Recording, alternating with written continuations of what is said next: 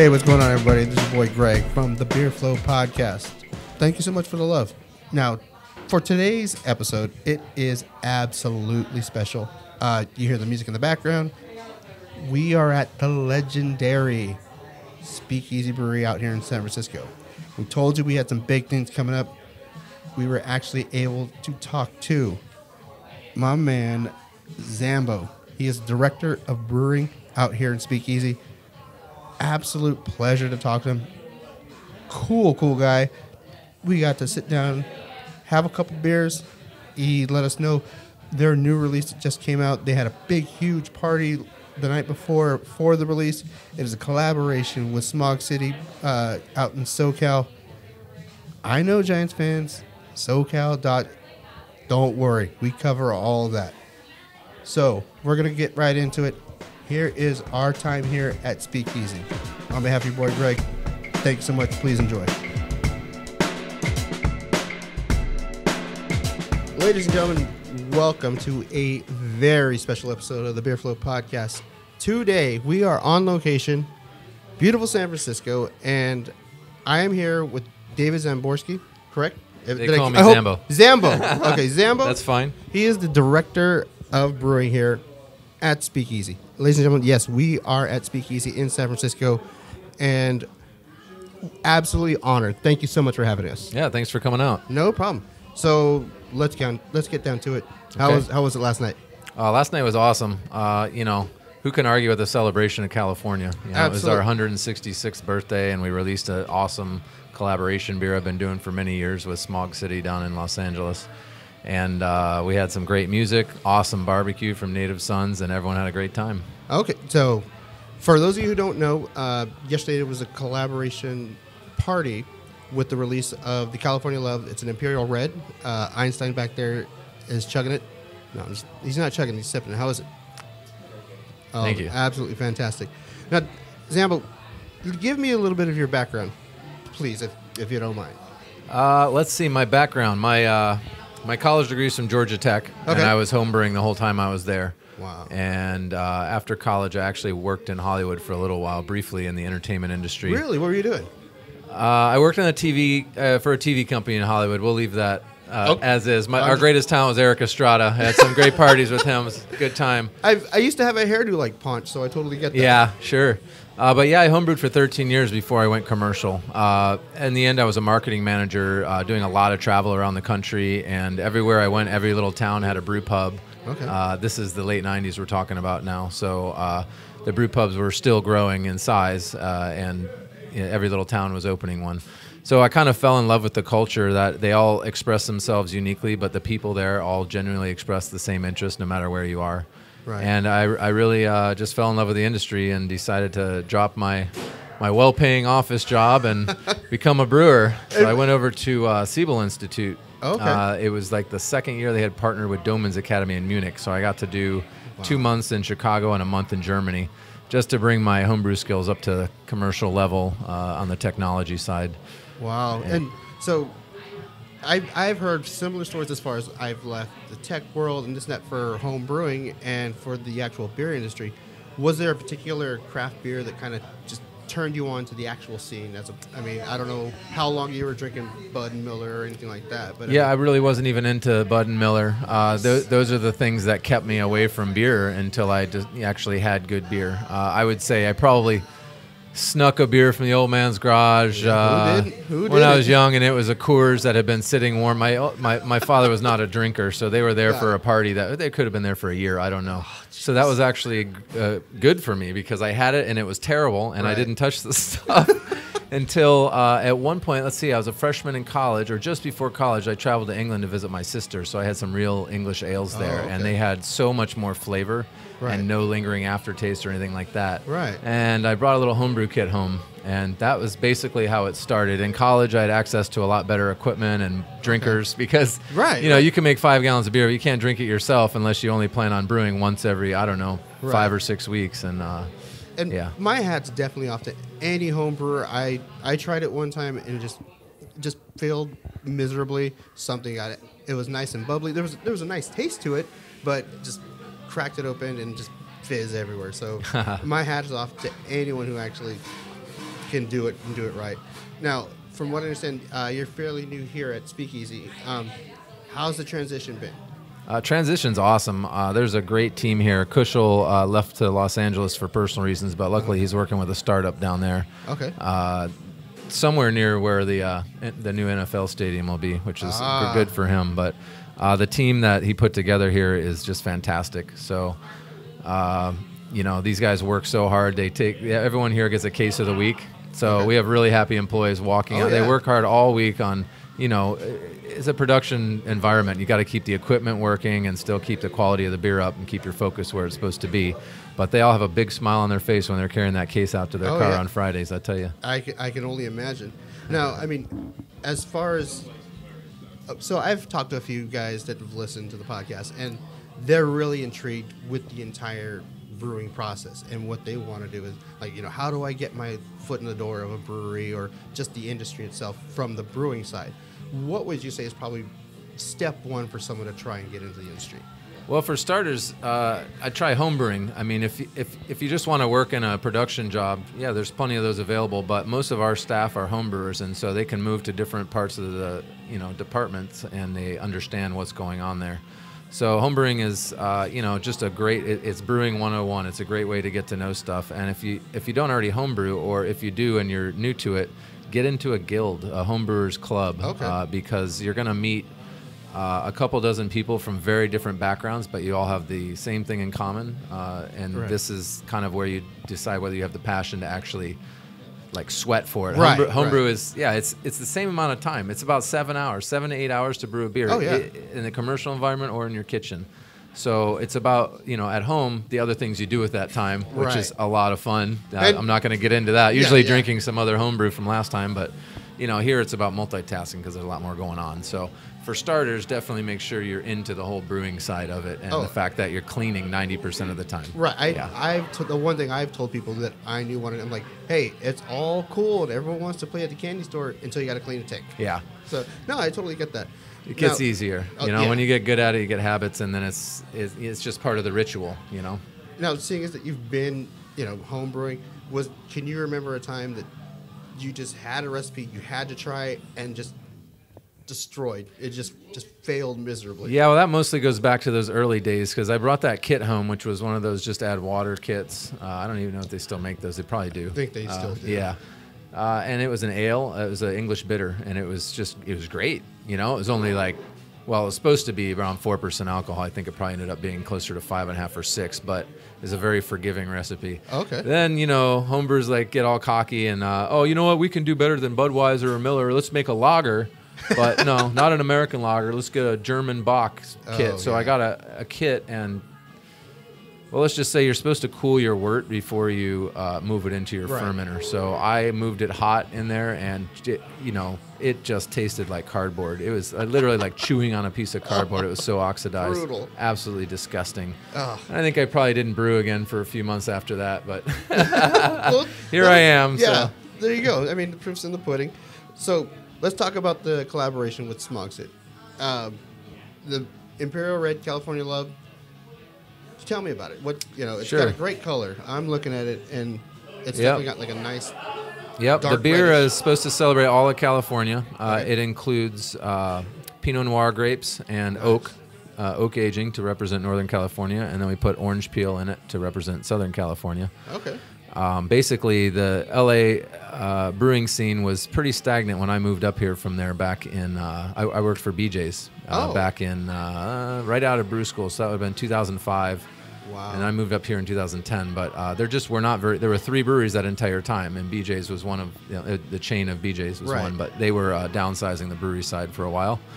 And so I just had to get out of there, and I came to a great beer town in San Francisco, but I still have friends from BJ's, one of which would be Jonathan Porter, the brewer at Smog City, the owner of Smog City. Wow. So when LA, is finally getting some breweries down there that are making some real craft beer, some more breweries aside from the brew pubs, they put a guild together, and the first thing they wanted to do was compete with us. I'm like, I love the competitive spirit and all, but, we've got enough rivalry with the Dodgers and the Giants that, our beer scene, it should be California against everyone else. It's California Uber Alice. Yeah. So I called my friend and said, let's do a collaboration. They can all compete, but we're going to put something together.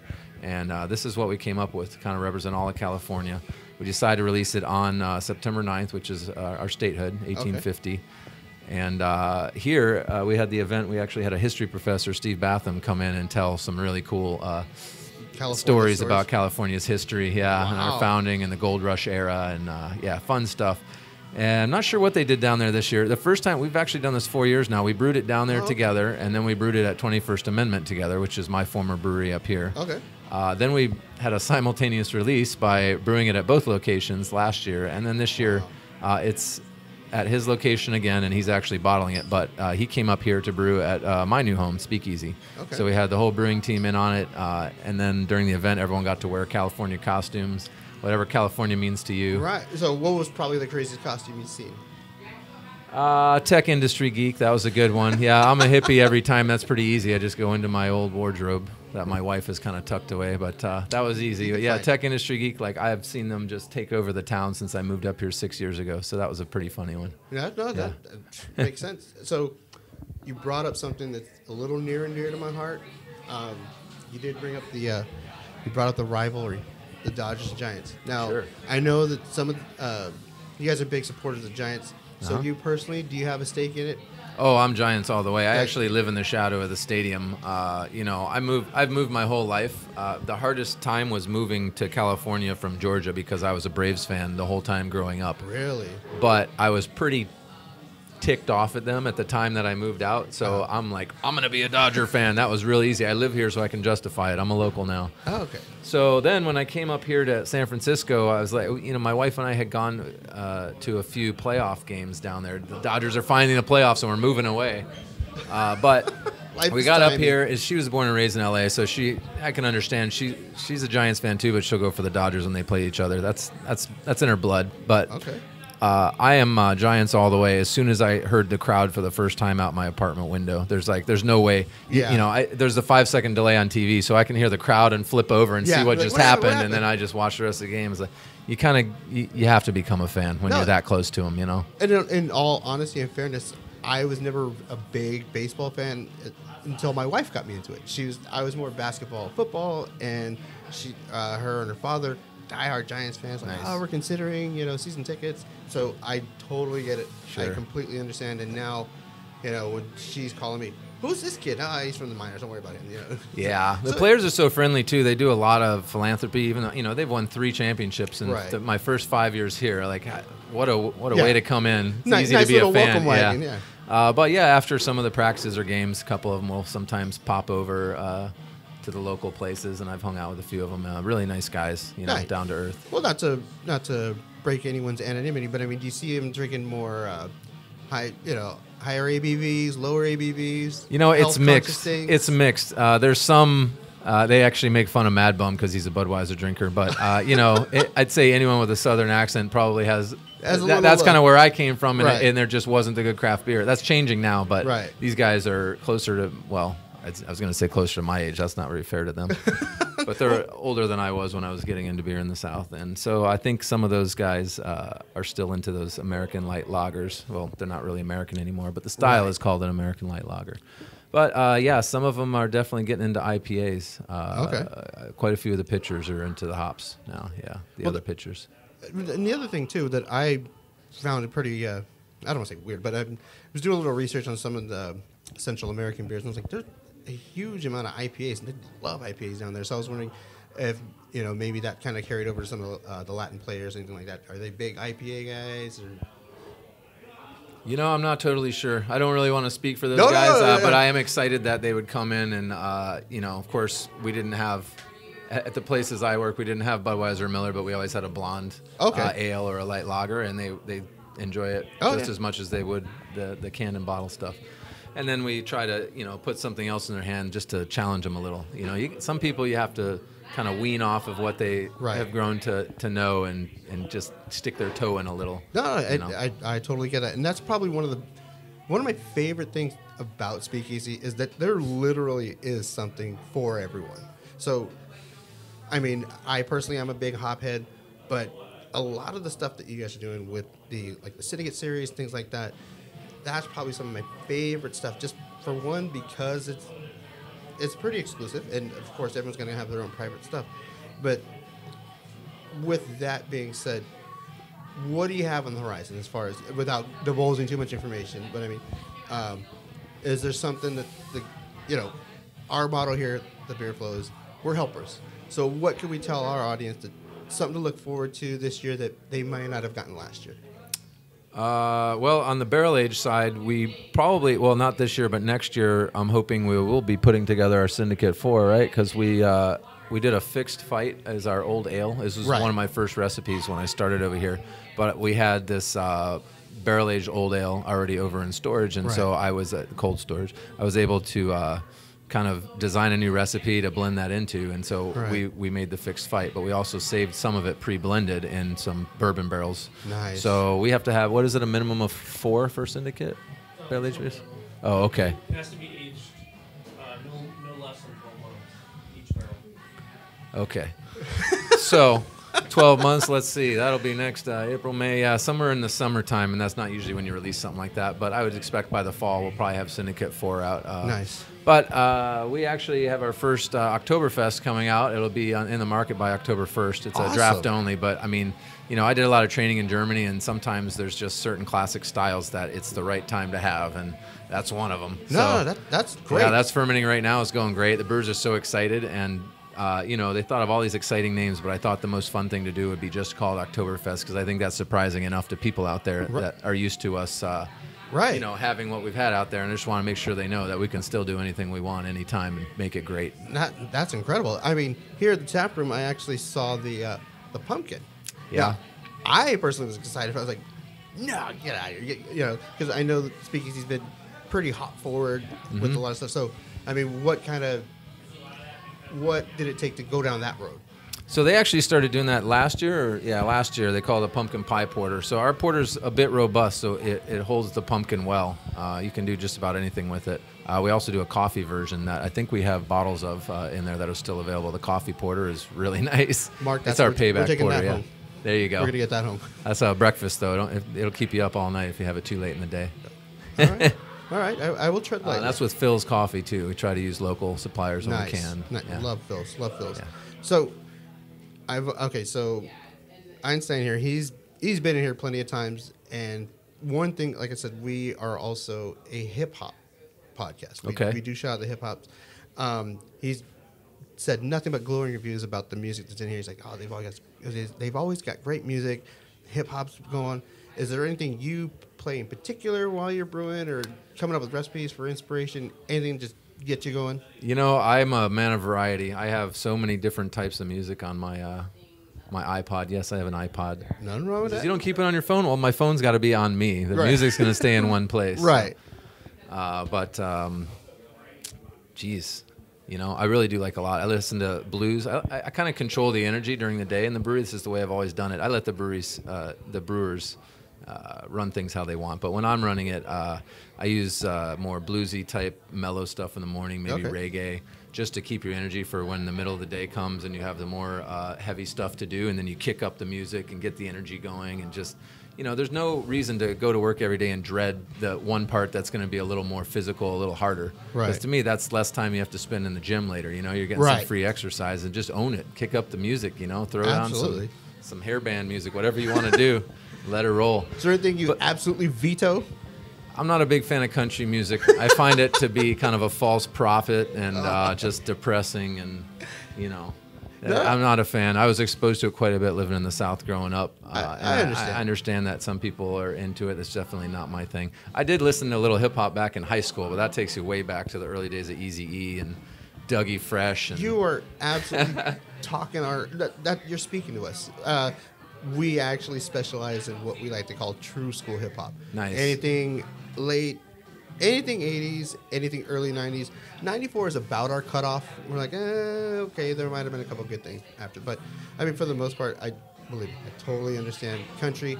I like some of the old, Loretta Lynn, Johnny Cash, things like that. But anything now, when I see guys with tight black shirts and they're playing guitar for a country I guess artist. modern country would be a more way. You're right, Johnny Cash, Patsy Cline, that's all classic, and that's more folky to me anyway, which I love folk music, and most of our rock and roll came from folk and blues anyway. Absolutely. Yeah. So All right.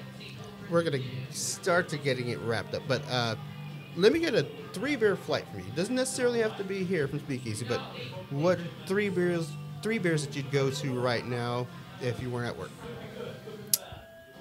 Wow, that's a tough question. A martini, probably. Maybe some scotch. I don't know. You know, I don't want to be a downer, but I've been a little disappointed at some of the beer I've gotten around town as of late. And I think what's happening is there's so many different breweries out there, and people are so excited to pour stuff that people have never heard of, that their customers have never heard of, that it's not all, there's too much variety, and it's not all moving as fast, so it sits around. Some of it sits in warehouses, doesn't get ordered as much. I think there's just too much old beer out there right now, so I go for whatever's fresh or seems local. Okay. So it depends on where I'm at. You know, if I'm up north, I'll go for something from Russian River. If I'm out east, you know, I've always liked Dogfish beers, Dogfish Head, but when they get out here, sometimes, you know, you don't know how old it is. Yeah, you need to go to a place that you know pours it a lot so that you know it's fresh and it's always on. Okay. So it's hard to pick just a few, but I'll go over to Zeitgeist for a nice pitcher of Pilsner. Whoever's got a nice one, Trumer's local. Moonlight does a good one. You know, just something in the sun, and then switch to some IPA I've never heard of. Why not? Okay. So, well, with that being said, do you think right now, maybe from your side, is the market getting a little saturated? Well, saturated is kind of a deceiving word, is a tough way to put it. I think it's a little bit diluted with brands right now. There's so much variety, which is, you know, great. I'd love but people are trying to distribute further than their reach, and they're brand new. It's like, I would love to just walk down the street anyone's house I visit, and they go, oh, there's a brewery on the corner, and I will go down there and drink their beer as fresh can be right there. Right. I would love that. Unfortunately, real estate is really freaking expensive right now, so people are having to kind of be in the outskirts and stuff, and you really need events and things like that to bring them out, so they're really depending on distribution, and they're going up against, you know, 4 other breweries that opened right near them in the same year, so it can be tough. To give you a little perspective on it, when I moved up here in 2010, there were 7 brewers in the San Francisco Brewers Guild, and then there was Anchor, who was not a member at the time. They joined and became number 8 within a year. Right now there are 27, almost 30, and then probably another dozen in planning, and that's in 6 years. Yeah. Wow. Well, how far, I guess, east? What's the furthest east do you guys do distribute? Europe. That's pretty east. Yeah. Well, I mean, if we're counting the date line, well, then it would actually be Japan. We're in Japan and New Zealand as well. Yeah. That's incredible. Yeah.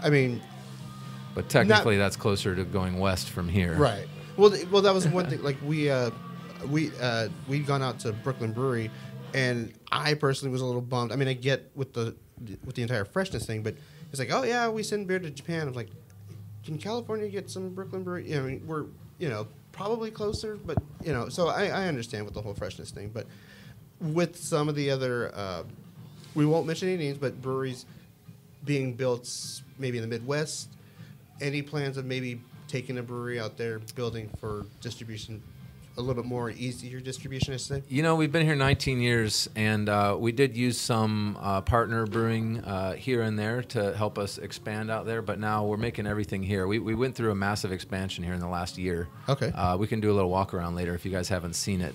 We now have dual 30-barrel vessels to brew. Basically,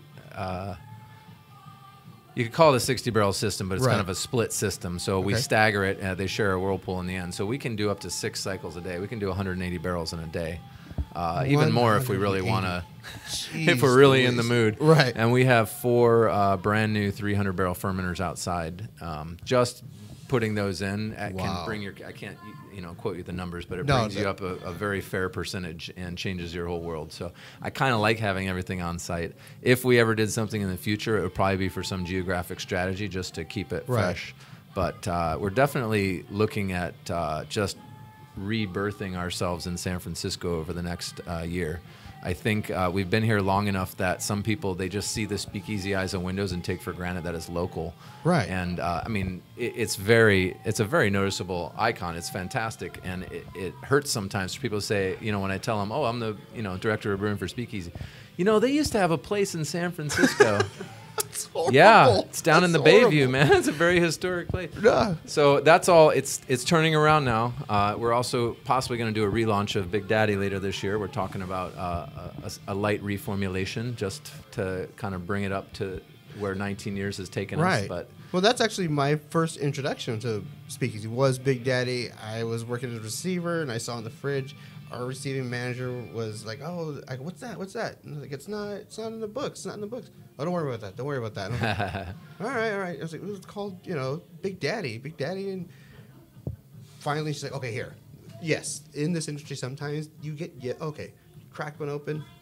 I hated it, but that was also because I was just weaning off of Bud and Bud Light. Yeah. It was the first hoppy beer I had. That's what happens. You're Right. like, you should get into IPAs, and they give you something that's like California IPA Right. really in your face. Like, no, that's not my thing. Yeah, but now I can't live without California IPAs. Oh, good. Went out east, and I was like, yeah, I miss my CA IPAs. I really do. So that was my first introduction to it, and like you said, that's a lot of people's introduction to it is a Sure. big IPA. That being said, I love what you guys are doing here. Oh, thank you. Absolutely love it. Everything hop.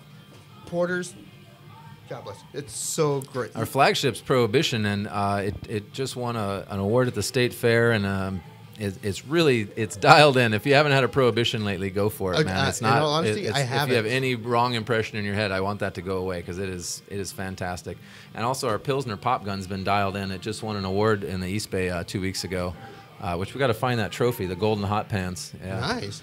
It was called the Golden Hot Pants. Well, I don't know exactly what it was called, but they were definitely hot pants. It was kind of like a major award, with Right. a leg lamp. And, I don't know. Maybe we should send out a interview award called the Golden Hot Pants now. Sure. You guys don't Why mind a not? big jacket, do you? No, that's a good idea. Yeah, but yeah, if you haven't tried any of our classic styles, give them a shot. No, They're absolutely. fantastic. But we're putting out all kinds of new stuff too. Some of it will be packaged. In fact, we're going to be canning up Betrayal Imperial Red Ale this year for the first time. Nice. That should be out in about 2 months, less than 2 months. That's always been one of my, I guess, bastard favorites is anything red. Yeah. Anything red. And with your BJ background, that was my favorite go-to. Was it the Raccoon Red? Or it was a red ale of something. Jeremiah Red. Jeremiah at Red. BJ's, I'm yeah. sorry, yeah. That's a great beer. Yeah, I love that. love I that love that one. one. That was one of the brewer's favorite beers to make over there. Yeah. 7% alcohol. Yeah, good beer. I am all for it. I think people are they all kind of got into craft beer because they were getting into hops, but now there was the whole, for lack of a better word, a penis contest with the hops. Like Right. mine's bigger than yours, Right. and it kind of started getting out of hand. People want to taste the malt again. So that's where the red comes in. Right. A lot of people have the impression when they hear red, they're thinking of the old Irish reds or Scotch Right. ales, Oh, those really rich, God, yeah. malty beers. But that's not the way American reds are done, or ambers. They're generally hopped about the same as a pale ale or an IPA, depending on how strong it is. But a lot of that hop is kind of masked by the malt flavor coming forward. So, and we've got great malts too. Right. All the farmers in the world have evolved with beer because Right. Like, all well, the we can grain make some farmers money and the off hop of this. farmers, and and it's what sustains their industry. So we love being able to try new stuff and use different malts and everything and get more complexity into this very beautiful, very old beverage. No, we are absolutely all for it. And what are you drinking? I'm drinking our anniversary ale, actually. This was the first recipe I did when I started with them. It's our 19th anniversary ale, bronze ale. 19th is the bronze anniversary. So I love trying to kind of come up with new ways to bridge styles. And in this case, it was the bronze anniversary. I'm like, what is bronze? And I just kept thinking about the way it looks and the metals. And so what we did was we hybrided an amber or red ale with a brown ale, which is a little more roasty, like a nut brown ale. Wow, okay. Brown is not a good word to market in this Right, world. no. That's a free one for all you who are wondering why your brown beer is not selling. Call it something else and it'll sell. Oh, believe me. So this bronze beer has the malty notes of a red beer. Okay. And it also has a little bit of nice roast to it like a brown would have, but it doesn't linger around like a true brown. Okay. So it's a bronze ale. It's about 6% alcohol, and it's got some beautiful American hops in it to celebrate our 19th anniversary. Absolutely all for it. Zambo, thank you so much. My pleasure. Absolutely appreciate your time. Thank you. Appreciate everything you're doing here. It's awesome. Thank you so much Thanks for a your lot. I time. appreciate it. And we're definitely going to do a little taster here. Okay, you got That it. anniversary is going to be on the list. Yeah, it's good morning beer. Thanks, Zambo. Appreciate it again. All right, thank you. Cheers, guys. Cheers. All right, we wanted to make sure that we thank Brian and Zambo for their time. 15 for 12 coming right up. And oh yeah, they are going to be Speakeasy Beers, so don't you worry about that. 15 for 12 coming right back. All right, everybody, welcome back. This is our 15 for 12. In this case, again, it is 15 for 20 because there are 4 5-ounce pours. So I'm not totally nuts, but here we go. Okay. We're still here at Speakeasy. Shout out to the staff here for completely taking care of us. Thank you so much. You guys have been so awesome. Got some great conversations with everyone. They're talking about the release of the California Love and just how there's been a great response. So shout out to the staff here at Speakeasy. Zambo, thanks again. Great. So awesome. So what we've got here is I have got a 4-beer flight, 5 ounces each, and what we're going to start off with right now is we are going to do the Anniversary Bronze. It's a 6% ABV. Let's see. Okay, so this is their, remember, it's the Bronze Ale. Now, okay. So, this is great. It's got, nice roasty toasty, a little bit of like a coffee background. Real Deal, if he were here, shout out to Real Deal, he would love this beer. So we may have to hook that up some way, somehow. This is really, really good. Nice roasty toasty, not overly dark, but it's just got a really nice coffee taste to it. All right, let's see. Let's do the Blood Orange Double Daddy. Now, I personally love blood oranges and blood orange beer, and I do like my IPA, so okay. Real nice big citrus on the nose.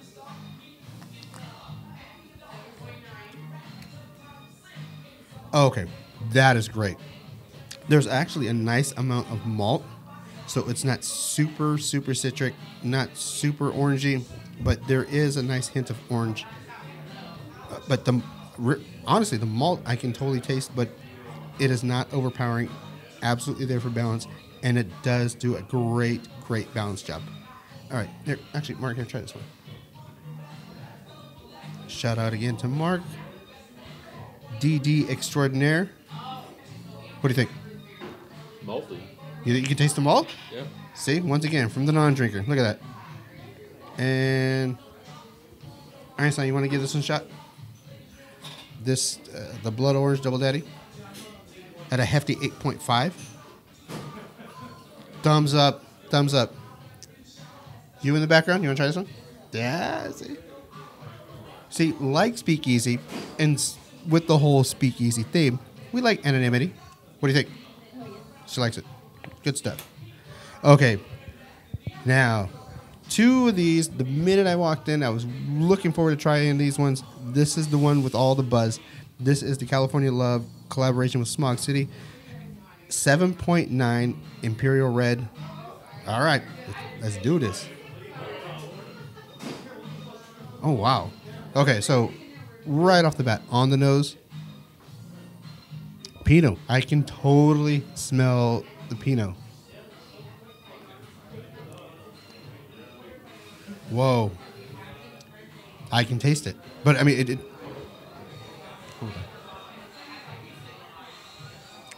okay, definitely like a floral taste to it. You can totally get that like lighter red wine type of taste. You can totally tell that into the background. It's really, really good. Nice sipper though. It is definitely at 7.9%.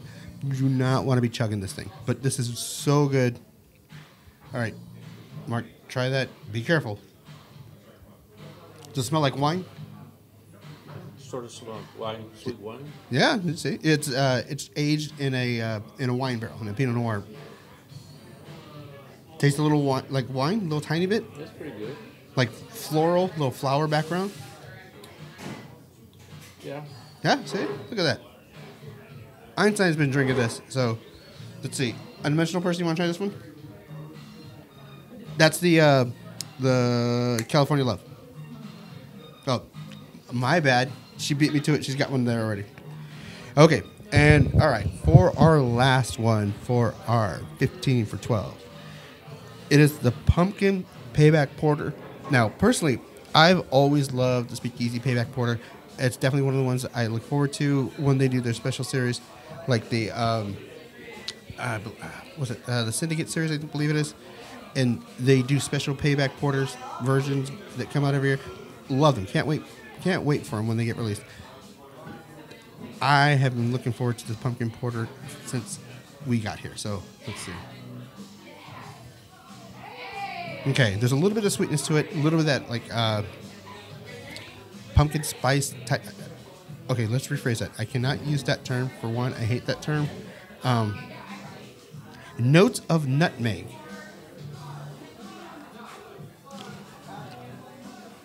Oh, but damn, that's good. Oh. But I'm not going to lie. It is spicy, and you do taste some of that pumpkin.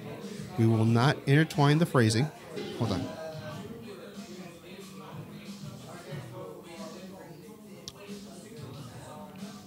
Okay. All right. Dee, little sip of that. Don't go crazy. It's a nice 7.5% ABV, so it's hefty. Nice dark black porter color that you'd expect from a porter. Nice. Second sip? What are you doing? You're supposed to drive. It's tasty. I don't think he likes pumpkin. No? No, says Anonymous. Einstein's already got a tulip of it. What do you think? He gave the A-OK. All right. Now, personally, like I said, I do not like a lot of pumpkin beers. I'm very, very selective about my pumpkin beers because I don't want it to taste like September or October. Okay, let's just face it. Pumpkin belongs with pie and whipped cream, and that's it. Their pumpkin pie payback porter. This is great. This is probably one of the top 3 pumpkin-based anything I've tried. So that's it. This is our special episode here. We told you we had big things coming up. I'm not gonna lie, we've got more big things coming up. We may drop some Easter eggs here and there. Hopefully you guys figure it out. If not, make sure you tell people about what's going on here. We're doing big things here. Once again, thank you so much to everyone here at Speakeasy. Thank you, Zambo. Thank you, staff here. Thank you, Brian. Oh my God. Did a quick tour. It was awesome. Get down here. There are some beers here that are not going to be bottled. You're not going to be able to buy in stores. Come down here. They have events all the time. They have a tour bus on Friday home games for the Giants. You go to a couple different breweries. Just make it down here. Go to their website. Take a look. See what kind of events they got going on. From myself, Anonymous, Mark, my DD, Real Deal, Einstein. Thank you so much. Thank you to everyone here at Speakeasy once again. It's your boy Greg from the Beer Flow Podcast. Did you really think I would forget the Jam of the Week? Come on, I'm not going to forget the Jam of the Week. This week's Jam of the Week, since we're here at Speakeasy and they did a collaboration and it was called California Love, I'm not going to be obvious. What I did want to use for our Jam of the Week is it was a California rapper, Bay Area in particular, who really kind of brought a scene to the world of hip-hop that most people didn't even know went on until he brought it to the forefront. This is to my man from the East Bay, V-Town in the house, E40, from the album Post-Woo. I know, it's a rarity. A Post-Woo album called My Ghetto Report Card. The song's called Tell Me When to Go by E40. Thank you so much, everyone. That is our Jam of the Week. From your boy Greg here at the Beer Flow. Thank you so much. Once again, this has been our field trip to Speakeasy.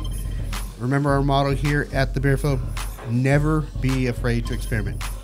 We love you guys. We'll see you next time. Check us out. Peace. Ooh. Tell me when to go. Tell me when to go. Tell me when to go. Tell me when to go. Tell me when to go. Tell me when to go. Tell me when to go. Tell me when to go. Ooh, Jesus Christ. Christ had dreads, so shake 'em. I ain't got none, but I'm planning on growing some. Imagine all the Hebrews going dumb, dancing on top of chariots and turning tight ones. Ooh, tell me when to go. Talking on my Getro on my way to the stop. My second or third trip. Some Henny, some Swishers, and some Listerine strips. Dr. Green Thumb lips just to ease my thoughts. Not just the cops, but the homies you gotta watch. The moon is full, look at the dark cloud. Sitting in my scraper watching Oakland going wild, tat-out. I don't bump mainstream, I knock underground. All that other sugar-coated and watered down. I'm from the Bay where we hyphy and go dump. From the soil where them rappers be getting they lingo from. Ooh. Tell me when to go. Tell me when to go. Tell me when to go. Tell me when to go. Tell me when to go. Tell me when to go. Tell me when to go. Tell me when to go.